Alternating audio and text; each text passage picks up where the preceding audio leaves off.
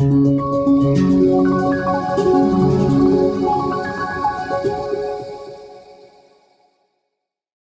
Poder is a community radio station, and what the name means literally in English is radio with power, or we can also see it as empowered radio. And one of the reasons why is Radio Poder is because before, when it was a different radio, Radio Movimiento, so now as Radio Poder, we have more power, more reach. So not only the name fits what is happening literally, but also we want to empower the community. I started off as a volunteer about 5 years ago with COVID-19, and I do a lot of the graphics and kind of the branding at the beginning of Radio Poder, making sure that we had assets that are for print, but also for social media and pamphlets to create that awareness out there with the community and eventually let people know that they can hear radio in Spanish on 98.3 FM. Y dentro del rol que yo manejo en la parte administrativa y la parte logística, donde realizo muchas actividades como llevar una agenda, contactar organizaciones, todo lo que es la parte logística y todo lo que encierra apoyo al personal ejecutivo. I keep the station on the air. I maintain all of the systems you see in here. So studio all the way through to the end of the transmitter antenna. I make sure that they're working 24 hours a day, and that keeps me pretty busy.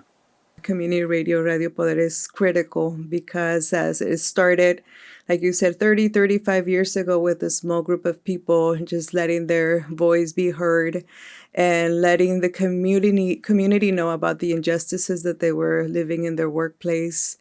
They were in a contract with a commercial radio, and it was too controversial, and so they got kicked out.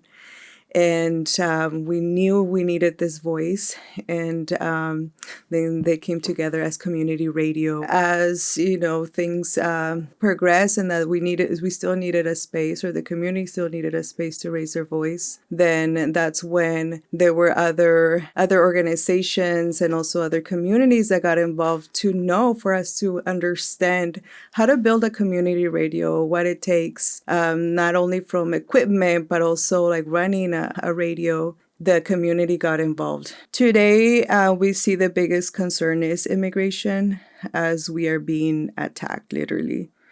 And it's not just for immigrant, or it's not just for undocumented people, it's for everyone as a whole. Even citizens, people that are documented.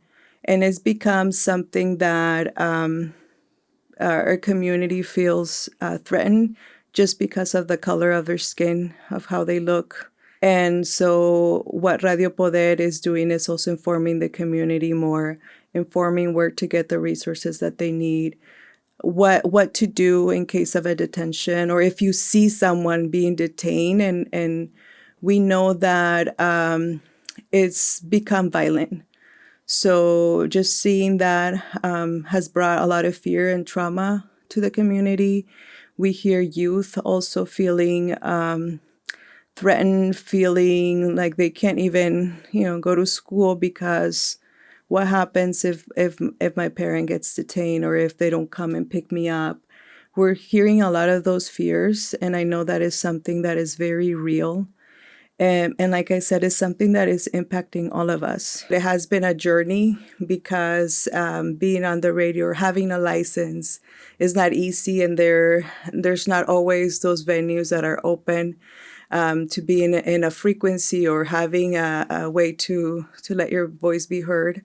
Yeah, Radio Poder is mostly centered around Salem metropolitan area, so all the surrounding communities, and we have a protected signal that comes all the way out to about Woodburn, so that's about our radius. But we have a larger coverage than that. The FCC rules say they'll protect a certain area, but it goes much further than that, which means our signal can actually reach all the way up to the south of Portland, to just north of Eugene, and it goes up into the Santiam Canyon, And I've heard it all the way up to like when you get into Otis, when you're going out to the coast. As soon as you get past Otis, it fades out and you get a different station. We know that our voices are being heard more throughout Oregon, and having the online component, then that means people all over the world can hear us. There's this line or this frequency that's open where you can be on the radio, but there's all these other applicants, right? So that took a 5-6 year journey for us to finally get that license. And that was because at the end, there were certain organizations or people that were applying for this license. They didn't fit that that agreement or the license. And so at the end, we ended up with CC Media, KMUC, and us, and what better partnership than doing it together. And so we did an agreement for timeshare, which meant that it is throughout the 24 hours, we would have a certain amount of hours. Radio Poder would have from 10 to 6, which at that time we thought, that's the time where our people are working and listening to the radio. And the rest of the time was for KMWV with CC Media, and having the opportunity to have high definition radio gave us another channel for KMUC to also have reach and also be a part of this agreement. So the three organizations were able to navigate through that together. Like I said, it took us just 6 years to be able to be on air. And a little bit more, knowing that there were, we needed to build a studio, we needed to build some things. Luckily, we had Radio Movimiento already, so we had some of that equipment to just keep doing the radio, obviously under a different name. But it did take us a little bit to get there and to get to the community. And so this time agreement worked perfectly for a while, and we did agree as organizations that if at some point somebody needed to leave or somebody needed to step out and concentrate on something else, that they would let the other have that time. So we thank Capital Community Media for giving us that grace and being able to also follow through with what the agreement was, and to know that there are still ways that we can still work together now differently, and we can concentrate on different types of communications together. It took us a little bit more than 30 years since the first group got, on the microphone and was saying things that the community needed to hear, to now to be 24/7, which means that we are not only reaching more community in a sense of space, in a sense of location, but also in the sense of time, because we know that, we have people that work at night that also listen to the radio and get off, really early in the morning, and now they can have, their news, and we have people that are listening more and more to what we have to say, and especially now in the climate that we're living today with immigration, with everything also that's happening around health, or in case of an emergency broadcast, people will have that information right away instead of being a little bit of an outcast and waiting for things to get to them. So it means more voices are participating, more programs are being shared, more expertise is being shared, and more justice is being served. I don't know, that's what I think. We have educational programming.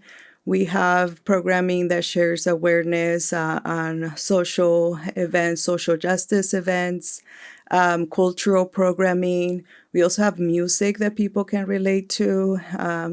And, we have news that they can also hear, like the political side of it. Our automation system will fill in a lot of stuff automatically, but we don't want to be an automated radio station. We want to put the content in, carefully curated content. And that is a lot more work, because instead of 8 hours a day, we've got 24 hours to cover. In a world where we hear a lot of that fake news or that propaganda.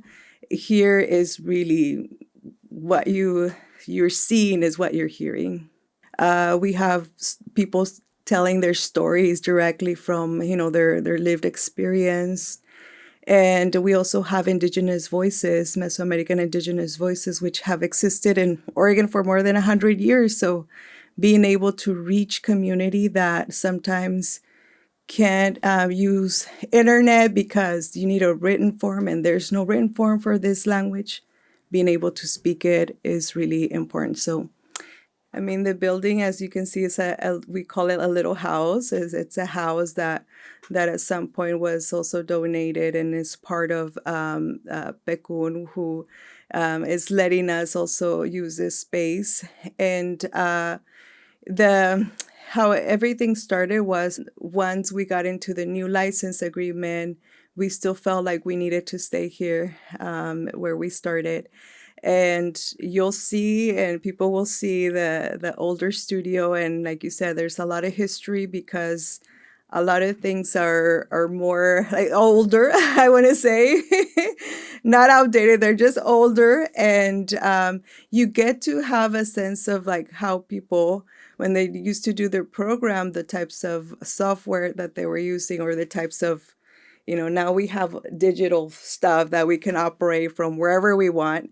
But, you'll see the bigger mixer, you'll see some of the things that we used to use back then. In order for us to continue being a part of community, it's also important for us to be a part of a network of organizations and people that have worked here in the Valley for a while, and we're a part of Alianza Poder, which is a group of about 10 organizations, nonprofits that are doing great work, and we try to and make sure that they also have a space and a voice on our radio. Some of them have programming already with us.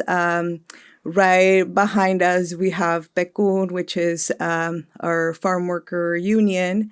And we have Capaces Leadership Institute, and we also have women's group that empowers women to continue with their career development and just be a part of the community in different ways. And together, there's like a community garden.